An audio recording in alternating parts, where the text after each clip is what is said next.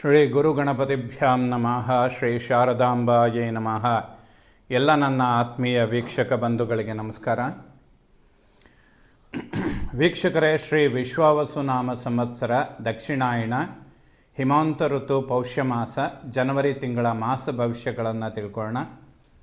ಮೊದಲಿಗೆ 2026ನೇ ಇಸ್ವಿ ಆಂಗ್ಲ ಹೊಸ ವರ್ಷ ಎಲ್ಲ ವೀಕ್ಷಕ ಬಂಧುಗಳಿಗೆ ಶುಭ ಫಲಗಳನ್ನು ಕೊಡಲಿ. 2025 ಆ್ಯಕ್ಚುಲಿ ಕಾಳಸರ್ಪ ಯೋಗದಿಂದ ಪ್ರಾರಂಭ ಆಗಿತ್ತು, ಹಲವಾರು ಸಮಸ್ಯೆಗಳನ್ನು ಕ್ರಿಯೇಟ್ ಮಾಡ್ತು. ಬಟ್ 2026ರಲ್ಲಿ ಗುರು 2 ಬಾರಿ ರಾಶಿಯನ್ನು ಬದಲಾಯಿಸ್ತಾನೆ. ಅದು 2 ಕೂಡ ಅವನಿಗೆ ಮಿತ್ರಕ್ಷೇತ್ರಗಳು. ಒಂದು ಗುರು ಬ್ರಹ್ಮನಿಗೆ ಉಚ್ಚಕ್ಷೇತ್ರ, ಇನ್ನೊಂದು ಮಿತ್ರಕ್ಷೇತ್ರ. ಸೊ ಗುರು ಮುಂದಿನ ದಿನಗಳಲ್ಲಿ ಬಲಿಷ್ಠನಾಗ್ತಾ ಹೋಗ್ತಾನೆ. ಅವನು ವರ್ಷದಲ್ಲಿ 2 ಬಾರಿ ರಾಶಿಯನ್ನು ಬದಲಾಯಿಸೋದ್ರಿಂದ ಆಲ್ಮೋಸ್ಟ್ ಎಲ್ಲ ರಾಶಿಯವರಿಗೆ ಗುರುಬಲ 6 ತಿಂಗಳಿಗೆ ಒಂದು ಸರಿ ಸಿಗುವ ಒಂದು ಅವಕಾಶ 2026ರಲ್ಲಿ ಸೃಷ್ಟಿಯಾಗುತ್ತೆ. ಸೊ ಇದು ಒಂದು ಅದ್ಭುತವಾದ ಪರಿವರ್ತನೆ. ಸೊ ಹಾಗಾಗಿ 2026 ಆಂಗ್ಲ ಹೊಸ ವರ್ಷ ಎಲ್ಲರಿಗೂ ಕೂಡ ಶುಭ ಫಲಗಳನ್ನು ಕೊಡುತ್ತೆ. ಖಂಡಿತ ಪಾಸಿಟಿವ್ ಆಗಿ ಥಿಂಕ್ ಮಾಡಿ, ಹೆಚ್ಚಿನ ಪ್ರಯತ್ನಗಳನ್ನು ಮಾಡಿ ಅಭಿವೃದ್ಧಿಯನ್ನು ಕಾಣ್ತೀರಾ, ಗುರಿ ಮುಟ್ತೀರಾ. ಸ್ವಲ್ಪ ಆರೋಗ್ಯದ ಬಗ್ಗೆ ಗಮನ ಕೊಡಿ. ಇವತ್ತಿನ ಜನ್ರೇಷನ್ನಲ್ಲಿ ಇರುವಂತಹ ಆಹಾರ ಪದ್ಧತಿಗಳನ್ನು ನೋಡೋದಾದರೆ ಪ್ರತಿಯೊಬ್ಬರೂ ಕೂಡ ಆರೋಗ್ಯದ ಬಗ್ಗೆ ಗಮನ ಕೊಡುವಂಥದ್ದು ಸ್ವಲ್ಪ ಅವಶ್ಯಕವಾಗುತ್ತೆ. ಸೊ 2026ರಲ್ಲಿ ಅತಿ ಮುಖ್ಯವಾಗಿ ವರ್ಷಕ್ಕೊಮ್ಮೆ ಬದಲಾಗುವ ಗ್ರಹಗಳನ್ನು ನೋಡೋದಾದರೆ ಗುರು ಜೂನ್ 1ನೇ ತಾರೀಕು ಮಿಥುನ ರಾಶಿಯಿಂದ ಕರ್ಕಾಟಕ ರಾಶಿಗೆ ಬರ್ತಾನೆ. ಅದು ಅವನಿಗೆ ಉಚ್ಚ ಕ್ಷೇತ್ರ. ಗುರುಬಲ ಅನ್ನುವಂಥದ್ದು 12 ರಾಶಿಯವರಿಗೆ ಅತ್ಯಂತ ಅವಶ್ಯಕವಾಗಿದೆ. ಯಾವ ಯಾವ ಕೆಲಸಗಳಿಗೆ ಅಂತ ಕೇಳಿದರೆ, ವಿದ್ಯೆ ಪ್ರಾರಂಭ ಮಾಡೋದಕ್ಕೆ, ಆರೋಗ್ಯದ ದೃಷ್ಟಿಯಿಂದ, ಉದ್ಯೋಗ, ವಿವಾಹ, ಸಂತಾನ, ಈ ಪ್ರತಿಯೊಂದು ವಿಚಾರಗಳಿಗೆ ಗುರುಬಲದ ಅವಶ್ಯಕತೆಗಳು ತುಂಬ ಇರುತ್ತೆ. ಅದೇ ರೀತಿಯಲ್ಲಿ ಗುರು ಎಲ್ಲ ರಾಶಿಯವರಿಗೂ ಕೂಡ ಏನು ಮಿತ್ರನಾಗಿ ಕೆಲಸ ಮಾಡೋದಿಲ್ಲ. ಅವನಿಗೆ ಹಲವಾರು ರಾಶಿಗಳ ವಿರುದ್ಧ ಶತ್ರುತ್ವ ಇದೆ. ಆ ಸಮಯದಲ್ಲಿ ಏನು ಮಾಡ್ತಾನೆ ಅಂದರೆ, ಈ 4-5 ವಿಚಾರಗಳು ಏನು ಸಂಬಂಧಪಟ್ಟಿದೆ, ವಿದ್ಯೆ, ಉದ್ಯೋಗ, ವಿವಾಹ, ಸಂತಾನ ಮತ್ತು ಆರೋಗ್ಯ, ಈ 5 ವಿಚಾರಗಳಲ್ಲಿ ಯಾವುದಾದ್ರೂ ಒಂದೆರಡನ್ನು ಕೊಡ್ತಾನೆ, ಒಂದೆರಡನ್ನು ಮೈನಸ್ ಮಾಡ್ತಾನೆ. ಸೊ ಹಾಗಾಗಿ ಗುರುವನ್ನು ಅಭಿವೃದ್ಧಿ ಪಡಿಸ್ಕೊಳ್ತಾ ಹೋದರೆ ಸಮಸ್ಯೆಗಳು ಕಡಿಮೆ ಆಗ್ತಾ ಬರುತ್ತೆ, ಅಭಿವೃದ್ಧಿಗಳು ಜಾಸ್ತಿ ಆಗ್ತಾ ಬರುತ್ತೆ. ಸೊ ಗುರು ಈ 2026ರಲ್ಲಿ ಬದಲಾಗುವಂತಹ 2 ರಾಶಿಗಳು ಕೂಡ, ಒಂದು ಕರ್ಕಾಟಕ ರಾಶಿ, ಅದು ಅವನಿಗೆ ಉಚ್ಚ ಕ್ಷೇತ್ರ, ಇನ್ನೊಂದು ಸಿಂಹ ರಾಶಿ, ಅದು ಅವನಿಗೆ ಮಿತ್ರಕ್ಷೇತ್ರ. ಸೊ ಆದಷ್ಟು ಗುರು ಬಲಿಷ್ಠನಾಗೇ ಇರ್ತಾನೆ, ಎಲ್ಲ ರಾಶಿಯವರಿಗೂ ಅನುಕೂಲಗಳನ್ನು ಮಾಡ್ತಾನೆ. 2025ಕ್ಕಿಂತ 26 ಬಹಳ ದೊಡ್ಡ ಅಭಿವೃದ್ಧಿಗಳನ್ನು ಕೊಡುತ್ತೆ. ಅನುಕೂಲಗಳನ್ನು ಎಲ್ಲರೂ ಕೂಡ ಕಾಣ್ತೀರಾ.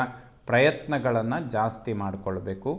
1-2 ಗ್ರಹಗಳ ನೆಗೆಟಿವಿಟಿ ಅನ್ನೋದಿದೆ ಅಂದರೆ ಅದಕ್ಕೆ ಬೇಕಾದಂತಹ ಏನಾದರೂ ಸಣ್ಣ ಪುಟ್ಟ ಪರಿಹಾರಗಳನ್ನು ಮಾಡಿಕೊಂಡ್ರೆ ತುಂಬ ಒಳ್ಳೆಯದಾಗುತ್ತೆ. ಸೊ ಇದಿಷ್ಟು ಗುರುವಿನ ಪರಿವರ್ತನೆ. ಆದರೆ ಡಿಸೆಂಬರ್ 5ನೇ ತಾರೀಕು ರಾಹು ಕುಂಭರಾಶಿಯಿಂದ ಮಕರ ರಾಶಿಗೆ ಬರ್ತಾನೆ. ಕೇತು ಸಿಂಹರಾಶಿಯಿಂದ ಕರ್ಕಾಟಕ ರಾಶಿಗೆ ಹೋಗ್ತಾನೆ. ರಿವರ್ಸ್ ಚಲನೆ ಅಂತ ಹೇಳ್ತೇವೆ, ಅಂದರೆ ಅಪ್ರದಕ್ಷಿಣೆ ಅಂತ ಹೇಳುತ್ತೆ. ರಾಹುಕೇತುಗಳು ಅಪ್ರದಕ್ಷಿಣಾಕಾರವಾಗಿ ಸೌರಮಂಡಲವನ್ನು ಸುತ್ತುತ್ತಾರೆ. ಸೊ ಹಾಗಾಗಿ ಅವರಿಬ್ಬರು ಒಂದೊಂದು ಮನೆ ರಿವರ್ಸ್ ಬರ್ತಾರೆ. ಇದು ಡಿಸೆಂಬರ್ 5ನೇ ತಾರೀಕು. ಸೊ ಇದು 3 ಪರಿವರ್ತನೆಗಳು 2026ರಲ್ಲಿ ಆಗುವಂತಹ ದೊಡ್ಡ ಪ್ರಮಾಣದ ಪರಿವರ್ತನೆ. ಇದನ್ನು ಹೊರತುಪಡಿಸಿದರೆ ಜನವರಿ ತಿಂಗಳಲ್ಲಿ ಬದಲಾಗುವ ಗ್ರಹಗಳನ್ನು ನೋಡೋದಾದರೆ 12, 14, 15, 17 ಈ 4 ದಿನಗಳಲ್ಲಿ 4 ಗ್ರಹಗಳು ಮಕರ ರಾಶಿಯನ್ನು ಪ್ರವೇಶ ಮಾಡ್ತಾರೆ. ಅಂದರೆ ಒಂದೇ ರಾಶಿಯಲ್ಲಿ 4 ಗ್ರಹಗಳು ಕೂತ್ಕೊಳ್ತಾರೆ. ಇದು ಕೂಡ ಒಂದು ಬಹಳ ಅಪರೂಪದ ಸಂಯೋಗ ಅಂತ ಹೇಳ್ಬೋದು, ಗ್ರಹಗಳ ಯುತಿ ಅಂತ ಕೂಡ ಹೇಳ್ಬೋದು. ಇದರಲ್ಲಿ ಅತ್ಯಂತ ಪ್ರಮುಖವಾಗಿ ಬರುವಂಥದ್ದು ಒಂದು ಬುಧಾದಿತ್ಯ ಯೋಗ ಮತ್ತು ಬುಧ ಮತ್ತು ಶುಕ್ರನ ಯುತಿ ಆಗುವಂಥದ್ದು. ಈ 2 ಕಾಂಬಿನೇಷನ್ಗಳು ಕೂಡ ತುಂಬ ಒಳ್ಳೆಯದನ್ನು ಮಾಡುವಂತಹ ಕಾಂಬಿನೇಷನ್ಗಳು. ಜನವರಿ 12ನೇ ತಾರೀಕು ಶುಕ್ರ ಮಕರ ರಾಶಿಗೆ ಬರ್ತಾನೆ. 14ನೇ ತಾರೀಕು ಸೂರ್ಯ ಮಕರ ರಾಶಿಗೆ ಬರ್ತಾನೆ. ಇದನ್ನು ಮಕರ ಸಂಕ್ರಮಣ, ಸಂಕ್ರಾಂತಿ ಅಂತ ಕೂಡ ಹೇಳ್ತೇವೆ. ಉತ್ತರಾಯಣ ಪರ್ವಕಾಲ ಪ್ರಾರಂಭ ಆಗುವಂತಹ ಸಮಯ ಇದಾಗಿರುತ್ತೆ. ಸೊ ಜನವರಿ 14 ಮಕರ ಸಂಕ್ರಾಂತಿ ಎಲ್ಲ ವೀಕ್ಷಕರಿಗೆ ವರ್ಷದ ಪ್ರಾರಂಭದಿಂದ ಅಂತ್ಯದ ತನಕನೂ ಕೂಡ ಎಲ್ಲ ಗ್ರಹಗಳು ಶುಭ ಫಲಗಳನ್ನೇ ಕೊಡಲಿ ಅಂಥೇಳಿ ಆ ಸಂಕ್ರಾಂತಿಯಲ್ಲಿ ಪ್ರಾರ್ಥನೆಯನ್ನು ಮಾಡೋಣ. ಇನ್ನು ಜನವರಿ 15ನೇ ತಾರೀಕು ಕುಜನು ಕೂಡ ಮಕರ ರಾಶಿಗೆ ಬರ್ತಾನೆ. ಅದು ಅವನಿಗೆ ಉಚ್ಚಕ್ಷೇತ್ರ, ಒಬ್ಬ ರಾಜಗ್ರಹ. ನವಗ್ರಹಗಳಲ್ಲಿ ಪಾಪಗ್ರಹಗಳು ಅಂತ ಹೇಳಿದರೆ ಕುಜ ಮತ್ತು ಶನಿ. ಅವರಿಂದ ಒಳ್ಳೆಯದನ್ನು ಪಡಿಬೇಕು ಅಂದರೆ ಹೆಚ್ಚಿನದಾಗಿ ಅವರು ಮಿತ್ರಕ್ಷೇತ್ರ ಅಥವಾ ಉಚ್ಚಕ್ಷೇತ್ರದಲ್ಲಿದ್ದಾಗ ಶುಭ ಫಲಗಳನ್ನು ಕೊಡ್ತಾರೆ ಅಂತ. ಆ ಪಾಪಗ್ರಹಗಳಲ್ಲಿ ಒಬ್ಬ ರಾಜಗ್ರಹನಾದಂತಹ ಕುಜನನ್ನು ಮಹಾರಾಜ ಅಂತ ಕೂಡ ಹೇಳ್ತೇವೆ. ಅಂತಹ ಒಂದು ರಾಜಗ್ರಹ ತನ್ನ ಉಚ್ಚಕ್ಷೇತ್ರಕ್ಕೆ ಬರುವಂಥದ್ದು ಹಲವಾರು ಅಭಿವೃದ್ಧಿಗಳನ್ನು ವರ್ಷದ ಪ್ರಾರಂಭದಲ್ಲೇ ಕೊಡೋದಕ್ಕೆ ಶುರು ಮಾಡುತ್ತೆ. ಇನ್ನು ಜನವರಿ 17ನೇ ತಾರೀಕು ಬುಧನು ಕೂಡ ಮಕರ ರಾಶಿಗೆ ಬರ್ತಾನೆ. ಈ ಎಲ್ಲ ಕಾಂಬಿನೇಷನ್ಗಳಲ್ಲಿ ಒಂದು ಕಾಂಬಿನೇಷನ್ ಸ್ವಲ್ಪ ನೆಗೆಟಿವ್, ಕುಜ ಮತ್ತು ಬುಧನ ಯುತಿ ಆಗುವಂಥದ್ದು. ಯಾರ್ಯಾರಿಗೆ ಅಂತ ಕೇಳಿದರೆ, ಏನಾದರೂ ಸ್ವಲ್ಪ ಹೊಟ್ಟೆ ಆರೋಗ್ಯದ ಸಮಸ್ಯೆಗಳಿದ್ದಂಥವರಿಗೆ, ಅಂದರೆ ಡೈಜೆಷನ್, ಜೀರ್ಣಕ್ರಿಯೆ, ಸಣ್ಣ ಪುಟ್ಟ ಸ್ಕಿನ್ ಅಲರ್ಜಿ ಈ ಥರದ್ದು ಮುಂಚೆನೇ ಯಾರಿಗಾರು ಇದ್ದರೆ ಈ ಸಮಯದಲ್ಲಿ ಅದು ಸ್ವಲ್ಪ ಜಾಸ್ತಿ ಆಗುತ್ತೆ. ಯಾಕೆಂದರೆ ಕುಜ 15ನೇ ತಾರೀಕು ಮಕರ ರಾಶಿಗೆ ಬಂದರೆ ಬುಧ 17ನೇ ತಾರೀಕು ಮಕರ ರಾಶಿಗೆ ಬರ್ತಾನೆ. ಅವರಿಬ್ಬರ ನಡುವೆ 2 ದಿನದ ವ್ಯತ್ಯಾಸ ಇದೆ. 2 ದಿನದ ವ್ಯತ್ಯಾಸ ಅಂದರೆ ಆಲ್ಮೋಸ್ಟ್ ಒಂದು 4-5 ಡಿಗ್ರಿ ಮಾತ್ರ ವ್ಯತ್ಯಾಸ ಇರುತ್ತೆ. ಯಾವುದಾದ್ರೂ ಶತ್ರುತ್ವ ಇರುವಂತಹ ಗ್ರಹಗಳು ಒಂದೇ ರಾಶಿಯಲ್ಲಿ ಕೂತ್ಕೊಳ್ತಾರೆ ಅಂದರೆ ಕನಿಷ್ಠ ಪಕ್ಷ ಅವರ ನಡುವೆ ಒಂದು 10 ಡಿಗ್ರಿ ಆದರೂ ಡಿಫರೆನ್ಸ್ ಖಂಡಿತ ಇರಬೇಕು. ಆ 5 ಡಿಗ್ರಿ ಸಮೀಪದಲ್ಲಿ ಬಂದಾಗ ಒಬ್ಬ ರಾಜಗ್ರಹ ಕುಜ ಅವನಿಗೆ ಒಬ್ಬ ನಪುಂಸಕ ಗ್ರಹ ಬುಧನ ಯುತಿ ಆದಾಗ ಆರೋಗ್ಯದ ವ್ಯತ್ಯಾಸಗಳನ್ನು ಕೊಡ್ತಾರೆ ಅವರಿಬ್ಬರು. ಸೊ ಹಾಗಾಗಿ ಜೀರ್ಣಕ್ರಿಯೆ, ಡೈಜೆಷನ್, ಹೊಟ್ಟೆಗೆ ಸಂಬಂಧಪಡುವಂತಹ ಆರೋಗ್ಯ, ಸ್ತ್ರೀಯರಲ್ಲಿ ಗರ್ಭಕೋಶಕ್ಕೆ ಸಂಬಂಧಪಡುವಂತಹ ಆರೋಗ್ಯದ ವಿಚಾರಗಳು, ಸಣ್ಣ ಪುಟ್ಟ ಹಾರ್ಮೋನ್ ವ್ಯತ್ಯಾಸಗಳು, ಇದೆಲ್ಲದನ್ನು ಕೂಡ ಕೊಡೋದಕ್ಕೆ ಕುಜ ಮತ್ತು ಬುಧನ ಯುತಿ ಸ್ವಲ್ಪ ಕಾರಣ ಆಗುತ್ತೆ. ಇದಕ್ಕೆ ಒಂದು ಪರಿಹಾರ ಏನಪ್ಪ ಅಂದರೆ, ಲಕ್ಷ್ಮೀ ನರಸಿಂಹ ಕರಾವಲಂಬ ಸ್ತೋತ್ರವನ್ನು ಪಠನೆ ಮಾಡಿ ಅಥವಾ ಲಕ್ಷ್ಮೀ ನರಸಿಂಹನ ದರ್ಶನ ಮಾಡಿ ಜನವರಿ 15ರಿಂದ ಫೆಬ್ರವರಿ 15ರ ತನಕ ಆ ಒಂದು ತಿಂಗಳಲ್ಲಿ ಯಾವುದಾದ್ರೂ ಒಂದು ಮಂಗಳವಾರ ಲಕ್ಷ್ಮೀ ನರಸಿಂಹನಿಗೆ ಪಂಚಾಮೃತ ಅಭಿಷೇಕ ಅಥವಾ ತುಳಸಿಯಿಂದ ಅರ್ಚನೆ ಇಷ್ಟು ಮಾಡಿದರೆ ಎಷ್ಟೋ ದೊಡ್ಡ ಸಮಸ್ಯೆಗಳನ್ನು ಪರಿಹಾರ ಮಾಡಿಕೊಳ್ಳೋದಕ್ಕೆ ಸಾಧ್ಯ ಆಗುತ್ತೆ. ಸೊ ಈ ಎಲ್ಲ ಬದಲಾಗುವಂತಹ ಗ್ರಹಗಳಿಂದ ಜನವರಿ ತಿಂಗಳು 2026ನೇ ಇಸ್ವಿ ವೃಶ್ಚಿಕ ರಾಶಿಯವರ ಮಾಸ ಭವಿಷ್ಯ ಹೇಗಿರುತ್ತೆ ಅಂತ ನೋಡೋಣ. ಲಗ್ನ ರಾಶಿಯ ಅಧಿಪತಿಯಾದಂತಹ ಕುಜ ಪರಾಕ್ರಮದಲ್ಲಿ ಉಚ್ಚಕ್ಷೇತ್ರದಲ್ಲಿರ್ತಾನೆ. ಖಂಡಿತ ಒಳ್ಳೆಯದು. ಇದು ಬಹಳಷ್ಟು ಶುಭ ಫಲಗಳನ್ನು ಕೊಡುತ್ತೆ. ಲಗ್ನ ರಾಶಿಯ ಅಧಿಪತಿಯಾದಂತಹ ಕುಜನೇ ಉಚ್ಚಕ್ಷೇತ್ರದಲ್ಲಿದ್ದಾನೆ, ಅದು ಕೂಡ ಪರಾಕ್ರಮ ಸ್ಥಾನದಲ್ಲಿ. ಸೊ ವಾಹನ ಸ್ಥಾನದಲ್ಲಿರುವಂತಹ ರಾಹು, ಆ ಸ್ಥಾನಾಧಿಪತಿ ಶನಿ ಪಂಚಮದಲ್ಲಿದ್ದಾನೆ. ದ್ವಿತೀಯ ಧನಸ್ಥಾನಾಧಿಪತಿ ಹಾಗೂ ಜ್ಞಾನಸ್ಥಾನಾಧಿಪತಿ ಗುರು ಅಷ್ಟಮದಲ್ಲಿದ್ದಾನೆ. ಈ 3 ಗ್ರಹಗಳು ನೆಗೆಟಿವಲ್ಲಿದ್ದಾಗ, ರಾಹು, ಶನಿ ಮತ್ತು ಗುರು 3 ಜನ ನೆಗೆಟಿವಲ್ಲಿದ್ದಾಗ, ಲಗ್ನ ರಾಶಿಯ ಅಧಿಪತಿ ಕುಜ ಉಚ್ಚಕ್ಷೇತ್ರಕ್ಕೆ ಬಂದಾಗ, ಸೊ ಎಲ್ಲಿ ಅತಿ ಹೆಚ್ಚಿನ ಪರಾಕ್ರಮ ತೋರ್ಸೋಕ್ಕೆ ಹೋಗ್ತೀರಾ ಅಲ್ಲಿ ಸ್ವಲ್ಪ ಸಮಸ್ಯೆಗಳು ಉದ್ಭವಿಸುತ್ತೆ ಅಂತ ನೇರವಾಗಿ ಹೇಳ್ಬೋದು. ಅದರಲ್ಲೂ ಕೂಡ ವಾಹನ ಚಾಲನೆ ಮಾಡುವಂತಹ ವಿಚಾರಗಳಲ್ಲಿ ವೃಶ್ಚಿಕ ರಾಶಿಯವರು ಸ್ವಲ್ಪ ಮುನ್ನೆಚ್ಚರಿಕೆಗಳನ್ನು ತೆಗೆದುಕೊಳ್ಳೋದು ಖಂಡಿತ ಸೂಕ್ತ. ಮಾರ್ಚ್ ತನಕ ವೃಶ್ಚಿಕ ರಾಶಿಯವರು ವಾಹನ, ಪ್ರಾಪರ್ಟಿ ಇಂತಹ ವಿಚಾರಗಳನ್ನು ಬಹಳ ಎಚ್ಚರಿಕೆಯಿಂದ ತೆಗೆದುಕೊಳ್ಬೇಕು. ಇದರಲ್ಲಿ ಸಣ್ಣ ಪುಟ್ಟ ಸಮಸ್ಯೆಗಳು ಬರೋದಕ್ಕೆ ಖಂಡಿತ ಅವಕಾಶ ಇದೆ.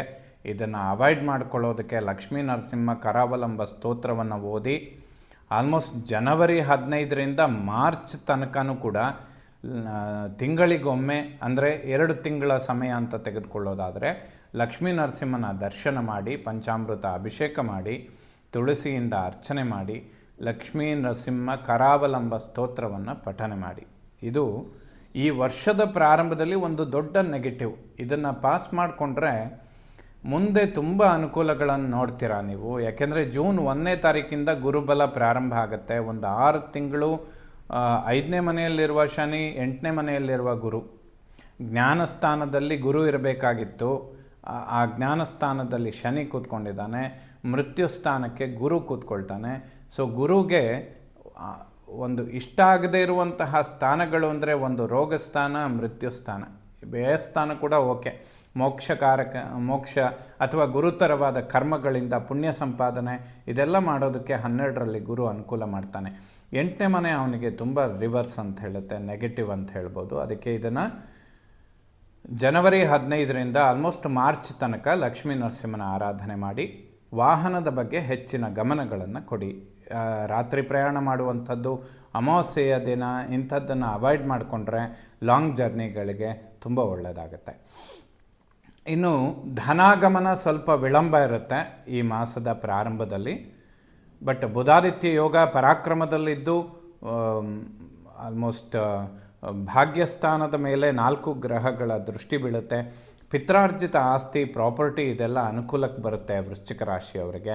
ಏಕೆಂದರೆ ಕುಜ ಉಚ್ಚ ಕ್ಷೇತ್ರದಲ್ಲಿದ್ದು ಭಾಗ್ಯಸ್ಥಾನವನ್ನು ನೋಡ್ತಾನೆ, ಅದನ್ನು ಪಿತೃಸ್ಥಾನ ಅಂತ ಕೂಡ ಹೇಳ್ತೇವೆ. ಸೊ ಭಾಗ್ಯೋದಯಗಳನ್ನು ಕೊಡೋದಕ್ಕೆ ಕುಜ ಬಹಳ ಬಲಿಷ್ಠನಾಗಿರ್ತಾನೆ. ಆದರೆ ಶನಿ ಟೆನ್ಷನನ್ನು ಕೊಡ್ತಾನೆ ಇದ್ದಾನೆ, ಗುರು ವಿಳಂಬ ಮಾಡ್ತಾನೆ ಇದ್ದಾನೆ.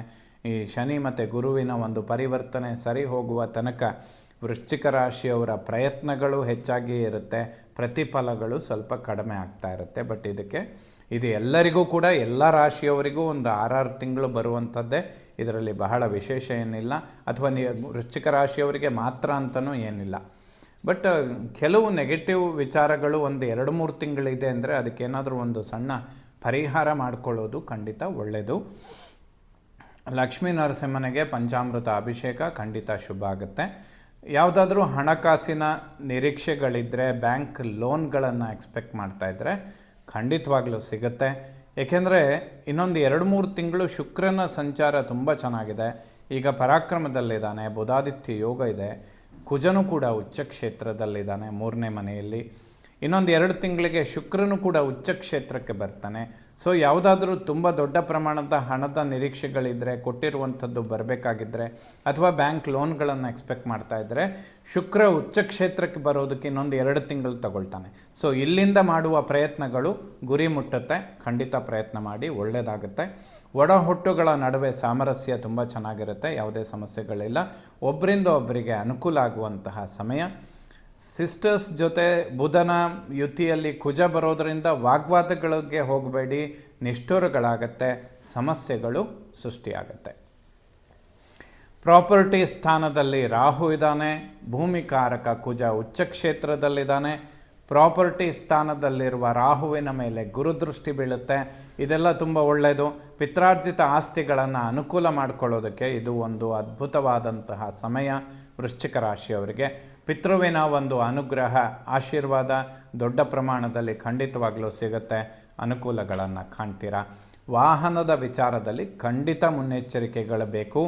ಜನವರಿ 15ರಿಂದ ಆಲ್ಮೋಸ್ಟ್ ಮಾರ್ಚ್ ಮೊದಲ ವಾರದ ತನಕ ಇದನ್ನು ಗಮನಿಸ್ಕೊಳ್ಳುವಂಥದ್ದು ಅವಶ್ಯಕ. ತುಂಬ ದೊಡ್ಡ ತೊಂದರೆಗಳೇನೂ ಆಗೋದಿಲ್ಲ, ಯಾಕೆಂದರೆ ಗುರುದೃಷ್ಟಿ ಆ ಸ್ಥಾನದ ಮೇಲಿರುತ್ತೆ. ವೆಹಿಕಲ್ಗೆ ಡ್ಯಾಮೇಜ್ ಆಗ್ಬೋದು ಅಥವಾ ಖರ್ಚುಗಳು ಜಾಸ್ತಿ ಆಗ್ಬೋದು. ಇದನ್ನು ಖಂಡಿತ ಅವಾಯ್ಡ್ ಮಾಡ್ಕೊಳ್ಳಿ. ಸಮಾಧಾನದ ಸ್ಥಿತಿಯಲ್ಲಿ ವಾಹನ ಚಾಲನೆ ಮಾಡಿ, ಲಕ್ಷ್ಮೀ ನರಸಿಂಹನ ಆರಾಧನೆ ಮಾಡಿ, ಈ ದೋಷಗಳಿಗೆ ಪರಿಹಾರ ಸಿಗುತ್ತೆ. ಮಕ್ಕಳ ವಿದ್ಯಾಭ್ಯಾಸ, ಆರೋಗ್ಯದ ಬಗ್ಗೆ ಹೆಚ್ಚಿನ ಗಮನ ಕೊಡುವಂಥದ್ದು ಸೂಕ್ತ. ಮಕ್ಕಳಿಗೇನಾದರೂ ಶಿರೋವ್ಯಾಧಿ ಅಂದರೆ ತುಂಬ ಹೆಡ್ಡೇಕ್ ಬರುವಂಥದ್ದು, ಓದುವ ಮಕ್ಕಳಿಗೆ ಸ್ವಲ್ಪ ಟೆನ್ಷನ್ ಜಾಸ್ತಿ ಆಗುತ್ತೆ. ಆರೋಗ್ಯದಲ್ಲಿ ಸಣ್ಣ ಪುಟ್ಟ ಏರುಪೇರುಗಳು ಉಂಟಾಗುತ್ತೆ. ಜೊತೆಯಲ್ಲಿ ಏನಾದರೂ ಸಣ್ಣ ಪುಟ್ಟ ಹಾರ್ಮೋನ್ ವ್ಯತ್ಯಾಸಗಳಾಗೋದಕ್ಕೆ ಕಾರಣ ಇರುತ್ತೆ. ಅದು ಕೂಡ ಫೆಬ್ರವರಿ 24ರ ನಂತರ, ಜನವರಿ 15ರಿಂದ ಫೆಬ್ರವರಿ 15ರ ತನಕ ಯಾವುದೇ ಸಮಸ್ಯೆಗಳಿಲ್ಲ. ತದನಂತರದಲ್ಲಿ, ಏಕೆಂದರೆ ಅದನ್ನು ಮುಂದಿನ ಮಾಸ ಭವಿಷ್ಯದಲ್ಲಿ ಖಂಡಿತ ಹೇಳ್ತೇವೆ. ಬಟ್ ಈಗಿಂದ ಅದಕ್ಕೊಂದು ಪ್ರಿಪ್ರೇಷನ್ ಖಂಡಿತ ಬೇಕಾಗುತ್ತೆ. ಅದೊಂದು ಸ್ವಲ್ಪ ಹೆಚ್ಚಿನ ಟೆನ್ಷನ್ ಕೊಡುವ ಸಮಯ. ಸೊ ಹಾಗಾಗಿ ಲಕ್ಷ್ಮೀ ನರಸಿಂಹನ ಆರಾಧನೆ ಹೆಚ್ಚಾಗಿ ಮಾಡಿ. 5ನೇ ಮನೆಯಲ್ಲಿರುವಂತಹ ಶನಿ, ಎಷ್ಟೋ ಜನ ವೃಶ್ಚಿಕ ರಾಶಿಯವರಿಗೆ ಸಂತಾನ ತುಂಬ ವಿಳಂಬ ಆಗುವಂಥದ್ದು, ಆ ವಿಚಾರಗಳಿಗೆ ಸಂಬಂಧಪಟ್ಟಂತಹ ಆರೋಗ್ಯದ ವ್ಯತ್ಯಾಸಗಳಾಗುವಂಥದ್ದು ಇದೆಲ್ಲದೂ ಕೂಡ ಇರುತ್ತೆ. ಬಟ್ ಜೂನ್ 1ನೇ ತಾರೀಕಿನ ನಂತರ ಅವೆಲ್ಲವೂ ಕೂಡ ಸಂಪೂರ್ಣವಾಗಿ ಬಗೆಹರಿಯುತ್ತೆ. ವೃಶ್ಚಿಕ ರಾಶಿಯವರು ಅಲ್ಲಿಂದ ಇನ್ನೊಂದು 3-4 ವರ್ಷಗಳ ಕಾಲ ಯಾವುದೇ ಹೆಚ್ಚಿನ ಸಮಸ್ಯೆ ಇಲ್ಲ. ಸೊ ಈ ಒಂದು 6 ಮಂತ್ಸ್ ಮಾತ್ರ ಸ್ವಲ್ಪ ಗಮನಿಸ್ಕೊಳ್ಳಿ. ಜೂನ್ 1ನೇ ತಾರೀಕಿನ ನಂತರ ಪ್ರಾರಂಭ ಆಗುವ ಗುರುಬಲ ವೃಶ್ಚಿಕ ರಾಶಿಯವರಿಗೆ ಭಾಗ್ಯಸ್ಥಾನಕ್ಕೆ ಗುರು ಬರ್ತಾನೆ, ತದನಂತರ ಕರ್ಮ ಉದ್ಯೋಗ ಕ್ಷೇತ್ರಕ್ಕೆ ಬರ್ತಾನೆ, ತದನಂತರ ಲಾಭಸ್ಥಾನಕ್ಕೆ ಬರ್ತಾನೆ. ಸೊ ಗುರು ವ್ಯಯಭಾವಕ್ಕೆ ಬರುವ ತನಕ ಅಂದರೆ ಒಂದು 2-3 ವರ್ಷಗಳ ಕಾಲ ವಿಶೇಷವಾದ ಗುರುಬಲ ಸಿಗುತ್ತೆ ವೃಶ್ಚಿಕ ರಾಶಿಯವರಿಗೆ.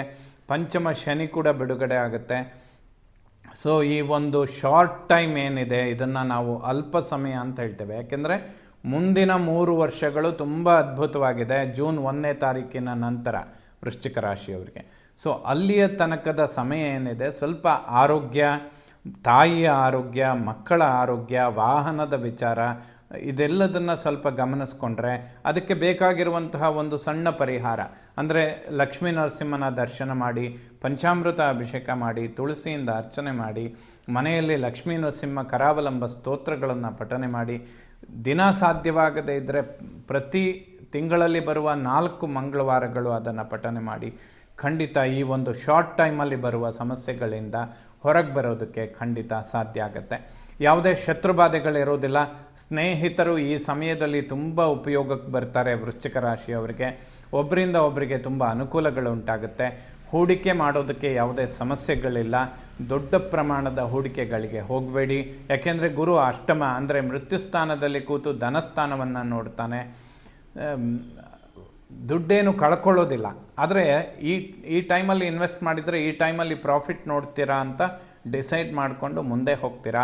ಬಟ್ ಆ ಪ್ರಾಫಿಟ್ ಬರುವ ಸಮಯ ನೀವು ನಿರೀಕ್ಷೆ ಮಾಡಿದ್ದಕ್ಕಿಂತ 2 ಪಟ್ಟು ಟೈಮ್ ತಗೊಳ್ಳುತ್ತೆ. ಬಟ್ ಪ್ರಾಫಿಟ್ ಅಂತೂ ಖಂಡಿತ ಬರುತ್ತೆ. ಬಟ್ ವಿಳಂಬ ಆಗುತ್ತೆ. ಇದನ್ನು ಅವಾಯ್ಡ್ ಮಾಡೋದಕ್ಕೆ ಒಮ್ಮೆಲೇ ದೊಡ್ಡ ಪ್ರಮಾಣದ ಇನ್ವೆಸ್ಟ್ಮೆಂಟ್ಗಳನ್ನು ಮಾಡಬೇಡಿ. ಆರೋಗ್ಯದ ವಿಚಾರಗಳಿಗೆ ಯಾವುದೇ ಹೆಚ್ಚಿನ ಸಮಸ್ಯೆ ಇಲ್ಲ. ಆಲ್ಮೋಸ್ಟ್ ಫೆಬ್ರವರಿ 24ರ ನಂತರದಿಂದ ಮಾರ್ಚ್ ತನಕ ಸ್ವಲ್ಪ ಗಮನಿಸ್ಕೊಳ್ಬೇಕು. ಅದನ್ನು ಮುಂದಿನ ದಿನಗಳಲ್ಲಿ ಖಂಡಿತ ಹೇಳ್ತೇನೆ. ಕರ್ಮ ಉದ್ಯೋಗದಲ್ಲಿ ವೃಶ್ಚಿಕ ರಾಶಿಯವರು ಅಭಿವೃದ್ಧಿಗಳನ್ನು ಕಾಣ್ತೀರಾ. ಯಾವುದೇ ಸಮಸ್ಯೆ ಇರೋದಿಲ್ಲ. ಕರ್ಮಾಧಿಪತಿ ಸೂರ್ಯ ಪರಾಕ್ರಮದಲ್ಲಿದ್ದಾನೆ.